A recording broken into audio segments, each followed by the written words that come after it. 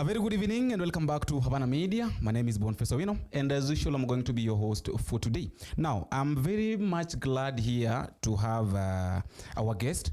It's evening. Actually, you know very well that sometimes we don't normally do interviews in the evening, but I thought it wise because he's a very busy man, and when we were planning for this interview, he was somewhere working on other things, being that he's an engineer doing other things. So you have to create time.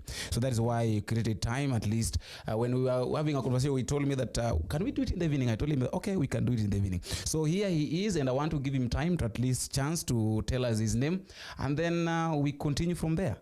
Thank you very much. Karibu. It's a pleasure. Yes. Thank you for having me. My name is Engineer Ruben Onunga. Mm-hmm. I have another name in the middle, which now my children use is Juma. Juma. So Engineer Ruben Juma Onunga. Mm-hmm. Yes. So Engineer, I just want us to start because a lot of people don't know you. At least you can start by telling them at least a little bit about you, like who you are. Of course, you've told them your name now. How have you become? How the step that you took, and then up to a point that now you are an engineer. Okay. Yeah, like your life story. Okay. Yeah. Okay. So I was born in a humble village in Sia County, place called Asembo. You see Asembo Pijmaber. Good land, eh? Good land. Fruits and all these good things. Mm-hmm. So unfortunately, I lost my parents at a very tender age. But by good luck and God's plan, I got a chance to be sponsored by Compassion International. Mm-hmm. When I was 10 years, that is back in 1990. Mm-hmm. That is when I was taken by Compassion International, and they took care of my school fees and all requirements from class 4 to form 4, just in the village. So I went to Tiga and Kiswaro primary schools, then to Nyagoko secondary school, where out of hard work and also God's favor, I got the first A- in that school, being the best student in mathematics in Sia district exams that year. That is 1998. So that gave me opportunity to go to the University of Nairobi, where I studied civil engineering for 5 years. And again, by good luck and by God's grace and blessing, I was lucky to get the job 3 days after graduation. 3 days after graduation? Yes, that is now the onset of Kibaki government, yeah? So this is 2005. During the Kibaki's administration, a lot of job opportunities opening up in engineering, and I managed to get into one of international companies called Gib Africa, where I stayed for 6 years and got my training, very good training. Most of the department leaders then were Wazungu, white men, who exposed me to a very high level of engineering training. And after that, I was able now to work with many other international companies. And up to now, I have now worked in 8 African countries and traveled in several other countries for good exposure, not only engineering, but also travel. Yes. You mentioned something that you grew up like your schooling life. Yes. You learned, you were under the compassion. It means that you had a very hard time after the parents had died. Yes. And I've seen you severally talking about the leadership, youth empowerment. Yes. So is this one of the reasons why you decided now to do the youth empowerment? Yes. You know, having been supported by somebody abroad who you don't even know. Yeah. When I was little in that compassion program, I just used to write letters to my sponsor. So we never met until I was departed. By then, we used to be departed at 18 years. So as a way of giving back, and also given I was the first one to get that kind of score in the village, I was being called to many schools to encourage the other children. And then from there also continuing through campus, mentorship. And even when I started working, most of my initial input in terms of community or in my own investment was in trying to help my own siblings and other people in the community who had the opportunities to advance their education but did not have means. So that is how I got into that closeness with youth. But again, from my heart, I have that passion. I have this belief that if I could make it, then if I can try to communicate to these other people that even them, no matter what they go through today, They can make just like me, they can make it. So that was one inspiration. And again, I was a first in many things in the village. So again, that is why I was the pioneer also of leadership of alumni, high school alumni, which I've since handed over to younger people. I also started a youth forum, which was bringing together many youths in our village. Even those who have not advanced education like myself, but I feel that they have potential, that they just lacked opportunity to discover. So with my exposure, I was able now to engage with them and challenge them that they don't necessarily go through the same path that I went through of high scores and things like this, but that even people of my kind need support from other people who are talented differently. Yes. And engineer, I don't know why a lot of people normally whenever something like what happened to you happens to them, they like, let's say for instance, for example, somebody like me, let me say that I lost my parents when I was young. Yes. Yeah, when I had not even started schooling. But you find that people like us, like the people that have lost their parents or they've lost their guardians, they give up very, very quickly. What is normally the cause? Like you find that someone has just given up. It's because of the trauma. Even personally, I went through a lot of childhood trauma, which I've had to deal with, to heal over time. Because there are many things that were now like happening in my adult life, which I was not understanding source. But having studied psychology and understood, I went back and discovered some of the trauma of the things that happened even to my mother after my father died, the suffering she went through. I was exposed to this environment of hurt and suffering when I'm little. And then these things are playing back in the brain. Also, some of the guardians we are left with when our parents die, some of them mistreat orphans. And as much as this can also harden you, if you look at it positively, it can also harden you because at least you have somebody who has offered to take care of you in the absence of your parents. So taking it positively. But some people, I think, because there is nobody to differentiate for them and show them that this suffering is the path to success, So they are just focusing on the negative, on the suffering they are going through. And they're also looking at the society and they see how other people are doing well. And they feel like, why me? They start crying to God. Some of them start thinking like, this life means nothing. They want to end their lives.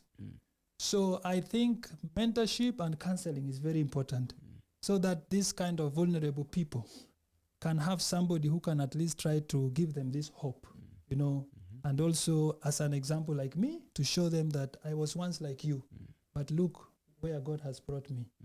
So many of these people want to give up because mainly lack of somebody to guide them, counsel them and encourage them and give them hope. So it's just a matter of not having someone who can tell you that, okay, this is just a way that okay, you're being hardened. Sometimes, by the way, they say the chosen people, they go through a lot of hard time. So sometimes maybe this is just your life path, that you have to be prepared for something big, and then fate just has it that you have to go through this. So if somebody can tell you that, then you begin to see you are suffering positively, and begin to be more hopeful and to look forward. This is what we say faith is all about, So you have hope that you can touch something that already you are not seeing. So we need more people in the society who, even after tasted success, remember to go back, and interact with these other vulnerable people and tell them that the path may be tough, but at the end of the day, the fruits will be sweet. But do you think nowadays we have got people like you who looked back and went back to give back to the society? Because we have this narrative right now that wale watu wa nyumbani, like like you fear going back. Okay, you have succeeded, and then you are like, if I go back, wataniroga. Let me just use that. That used to be there, but it's changing.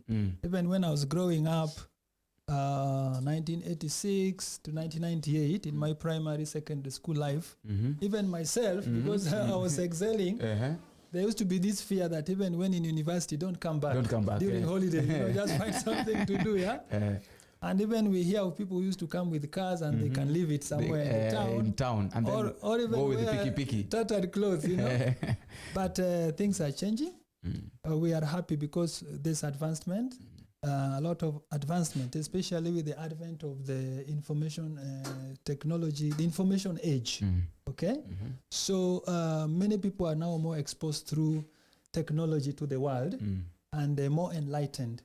Also, through the Constitution of Kenya 2010, you know, the devolution, you know, with many devolved services, with the advent of counties, many people going home, people want to invest at home, things have kind of normalized. The village is no longer isolated, you know, the way it used to be like a place with just cows, you are going to graze cows, you know. So, but now things are more advanced and that fear is ending. Also, that generation, you know, that the generation that was of that time that was advancing those kind of beliefs, most of them are no longer there. And again, because of the distance, many people growing up, separating from the parents, look for job, going for education far, people have not been really like instilled those cultural things so much. So people are acquiring many other cultures out here. And that fear is going. Also, religion has played a big role. You know, people praying and trust and believing that these kind of things cannot harm them, even if they go home. Like in my case, I used to pray and believe God that nothing can harm me if I am with God, and it worked for me. You know, so for now, what I can just challenge people who have made it is that there is a lot of joy in giving. And giving, you don't have just to give money. Just listen to somebody. Just hear their story and share the little, you know, knowledge and experience that you have.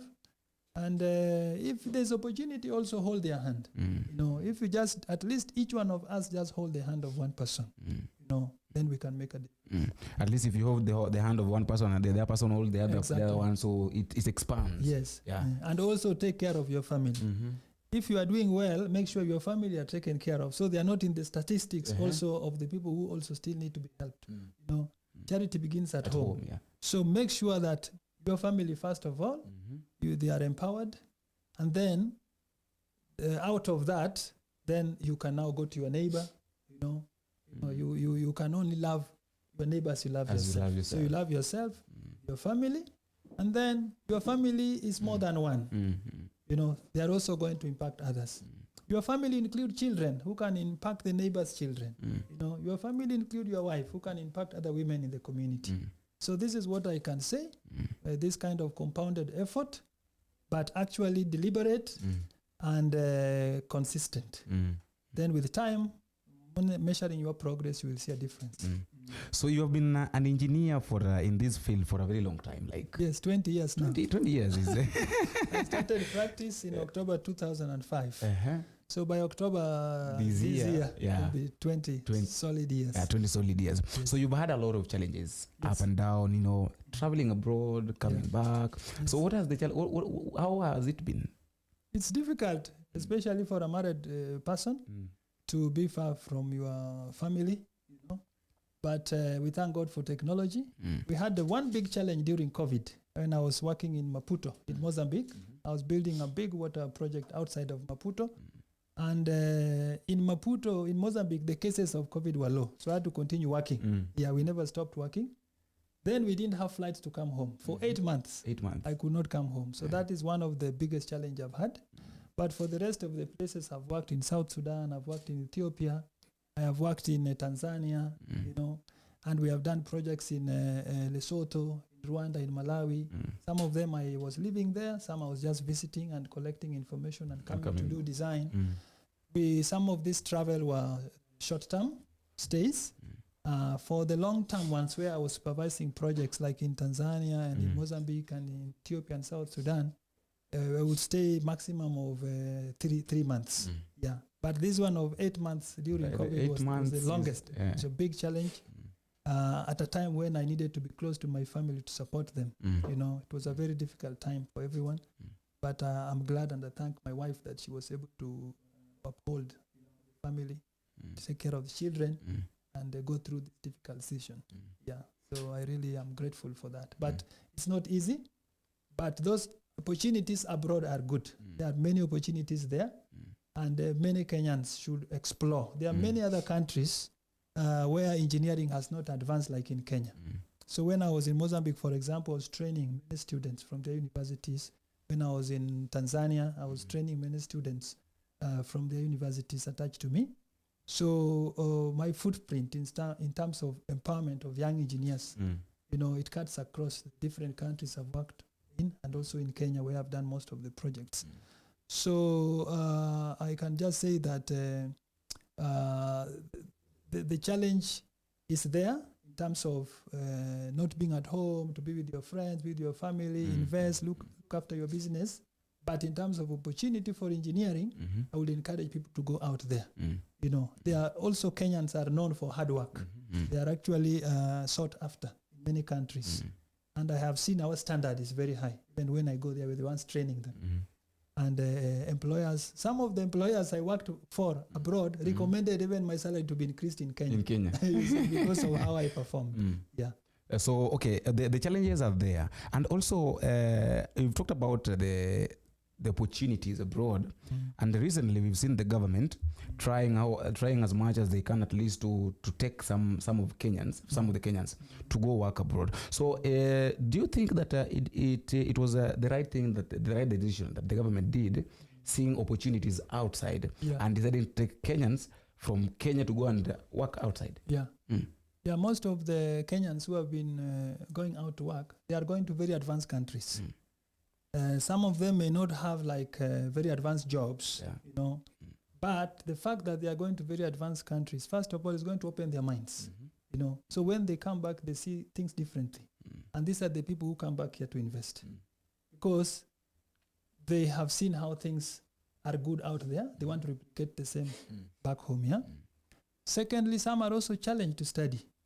You may go there as a domestic worker, but when you come back, you say, I want to make something, different with my life. From what I've witnessed. Exactly. So that exposure, first of all, is very important. Also, the when you are out of Kenya, it gives you some time of isolation to put your life together. This is something I can say. Because you are disconnected from the normal, the people, the environment, and you can able to see your life differently. And I can also say that job creation is a very powerful thing. And whenever such opportunities occur for job creation, I think we should explore them as much as possible. And most of the people who work out of the country, like all the time I worked out of the country, I was usually being paid in dollars. And when you come back here, you're rich. Sometimes I used to come with rands.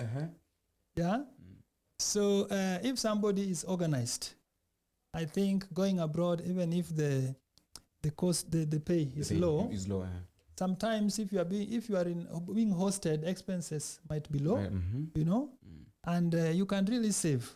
You can say, I'm not going back to Kenya for 2 years, but let me save consistently. By the time I come back, I can do something. So what we should discourage is the pressure from home. Send. No. This is not good, especially for young people who are still establishing themselves. We should give them space. I have nephews who are working abroad. I always discourage them from all these calls from home. Send. I tell them, you build yourself. Let me deal with the issues at home because you are still young. Some are newly married. Build your family, And then when you come, when you are more established, you can be able to help more people because you have a bigger capacity. And like now, if you only have something that can sustain you with your family, it's very difficult for you to now engage. You can't grow. You can't also engage others. Yes. You can't give them the support that they need from you. Exactly. Yeah, that's right. So being an engineer, and of course we know that there are a lot of challenges, like especially in Kenya.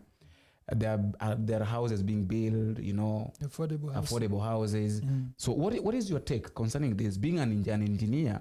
Because a lot of people are complaining that these are not houses, like this is not working. And you've been in the field, you know what is working, you know what's not working.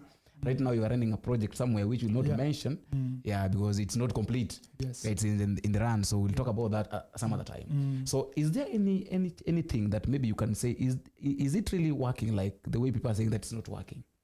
It's good, yeah. You see, when the government is spending, this is when we make money. You know, when government invests, either directly Or indirect. or through investors. Yeah. This is when this is what sparks the economy. You know, like the project I'm doing. I just arrived there week 1 setting camp, and a lot of money, almost 10 million, has circulated in the economy. You see, and many young people there. By the way, people are really hungry for work. I've seen people And they're hungry- graduates. hungry for even manual work. Eh. You know, even if they can just get 500 shillings at the end of the day. Some of them even I'm engaging midday, you know, just to make sure at least even they take that half day, you know, and they are happy for it. So the programs that the government is rolling out, whether it is housing, roads has not picked very well, but now government is talking about roads sector coming up, and many roads are starting. So first of all, it creates jobs for engineers. And then engineers, we don't work in isolation. In fact, many graduate engineers, we do design and installation. The real people who are working, the operators, you know, for the equipment, you know, the casual labor who carry the material, who cut the steel, the carpenters, you know, a lot of work is created in an infrastructure investment project. So for me, I can laud the government for what they are doing. Also, the government is not working, national government is not working in isolation, it's working with the counties. And it is a good partnership, because the biggest challenge usually is land, and counties are provided. You know, counties are provided land, and government is bringing investment for housing. So a lot of jobs are being created. Also, in terms of spurring the supply sector, you know, the entire supply chain, you know, subcontractors, main contractors, different suppliers. So me, I am happy for what the government is doing. Sometimes things take time, you know, but what counts is what I get today. And at least today, as we are speaking, somebody got something in their pockets because some programs are running. So politics aside, me, I love development.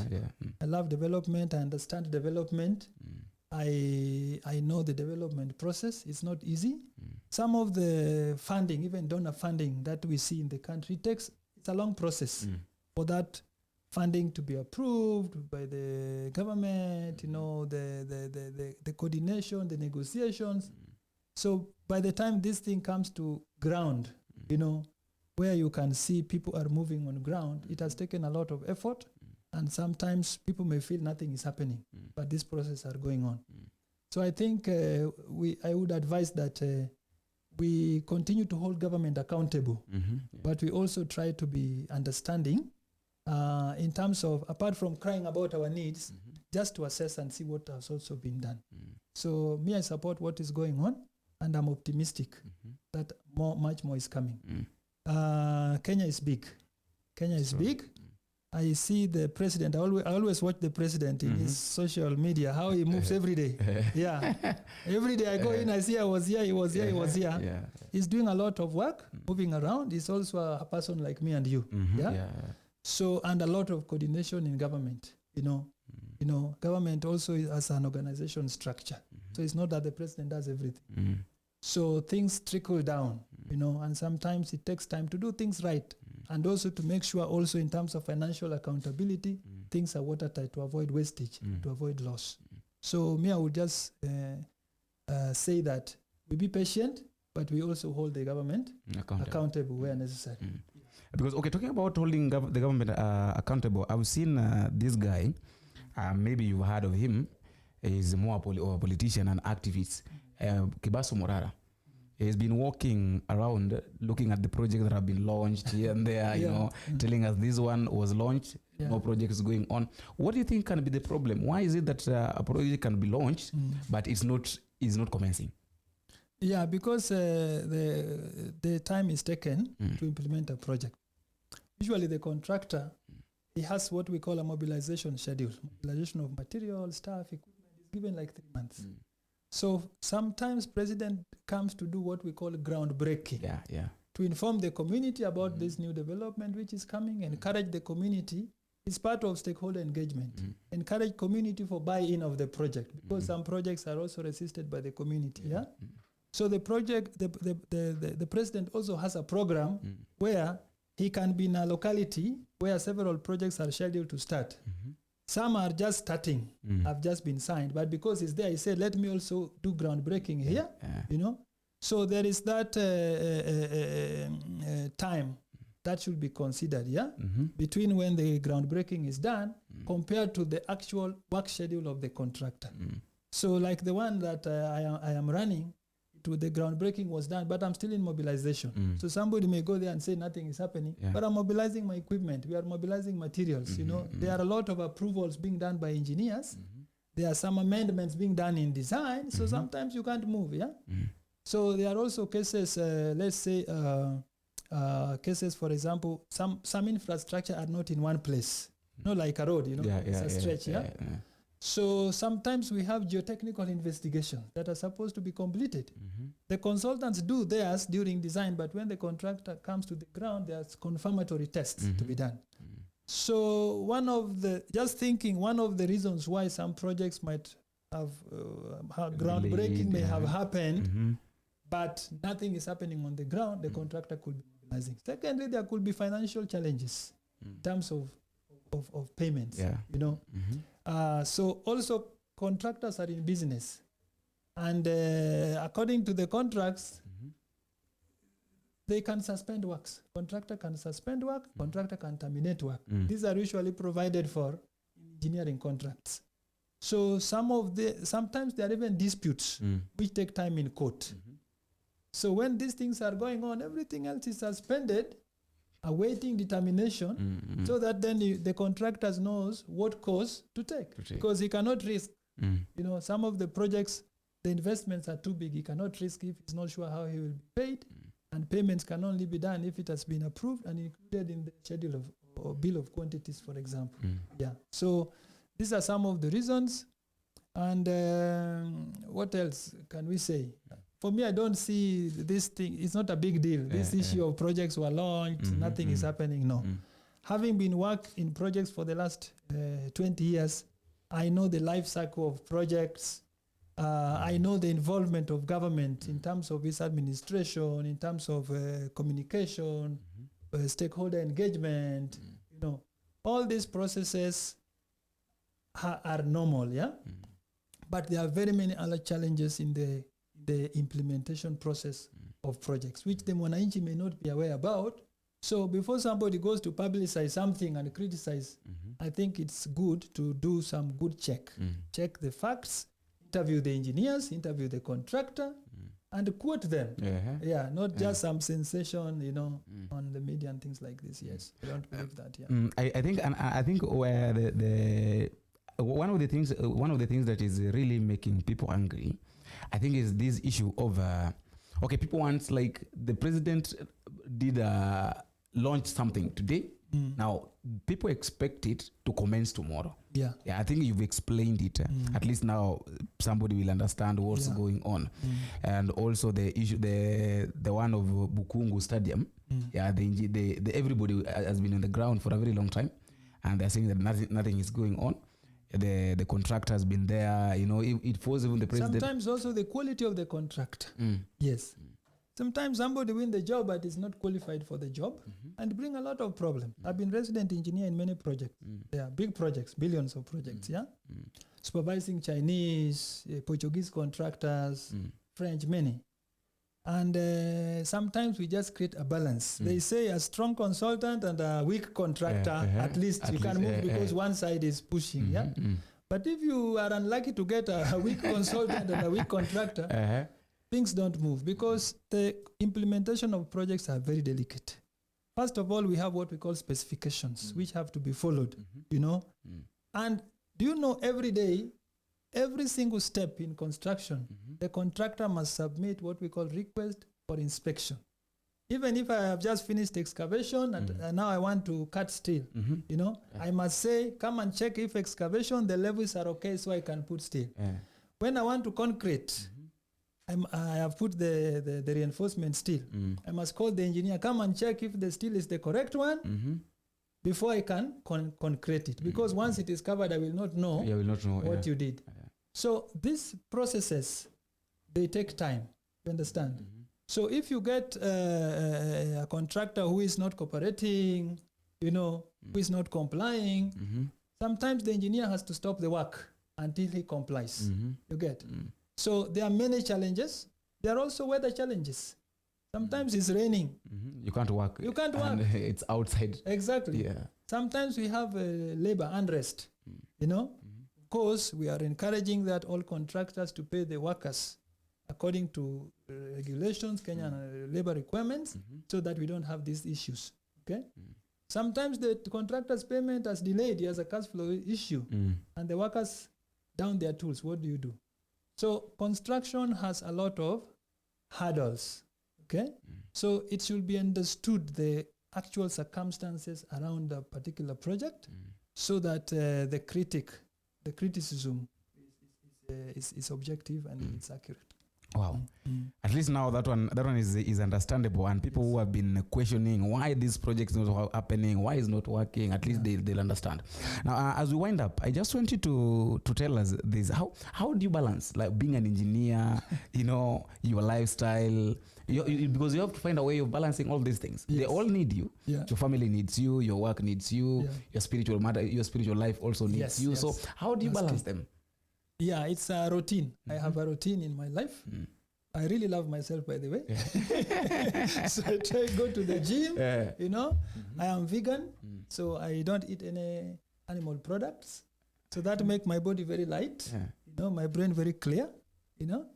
And also I sleep enough. Yes, I sleep 8 hours, 7 to 8 hours. Yeah, as busy as I am, I prioritize sleep. Yeah. And also I have some good friends who give me positive energy.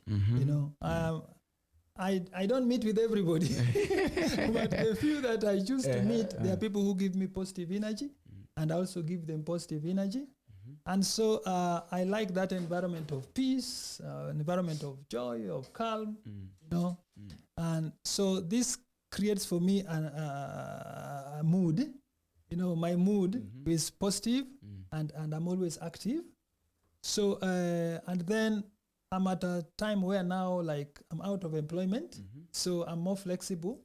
So I know how to balance in terms of creating enough time for the family, time for me to go to the gym or to swim or to play golf. I'm a golfer, by the way. So I want to enjoy. This life is also short, So I create time to enjoy. And when I am happy, then I have the energy, the motivation, the encouragement to also do everything else I do. I love my engineering work.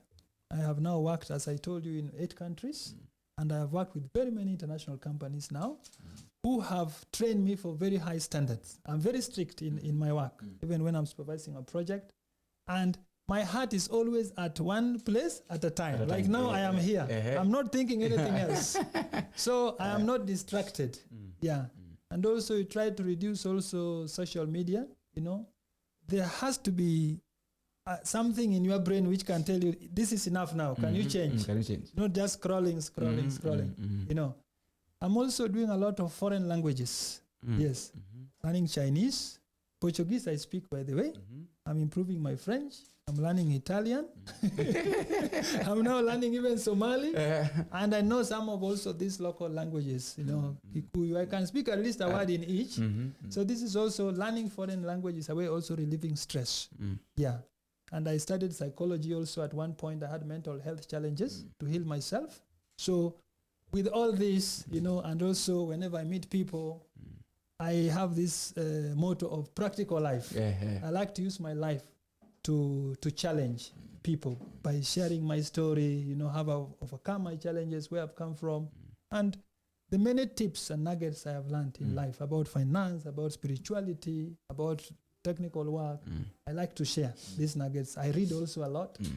So all these things fit in well because I'm just enjoying and life is flowing. I dedicate time also for good nutrition, So, yeah.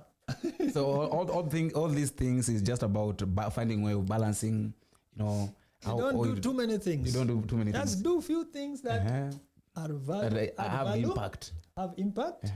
Add value to yourself, even in your soul. It makes you grow in your soul. And also things that, positive things that you can say tomorrow that I lived my life. I lived my life. Yes. Thank you. Wow. That one at least I've learned something. Maybe the last words that you can tell our viewers before we wind up. First of all, I want to thank you for hosting me today. You're welcome. And I hope we will do more of this. Yeah. I really enjoyed this session. And to everyone who is listening to us, I hope you have picked one or two. And I just want to encourage you that this life, positivity is very important. Positive vibes. This year I'm just saying 2025 positive vibes. this is so wherever you are, put God first and create time for your family and have some good friends. And above all, give. Giving, not only money. Give your time, listen to somebody, encourage somebody, visit somebody, Giving, for me, it's a joy. Every day, when I go home and I know that today somebody is having milk, child is having milk because I gave a tip in a restaurant somewhere, because I gave some watchman something, By the way, I tip 10% everywhere.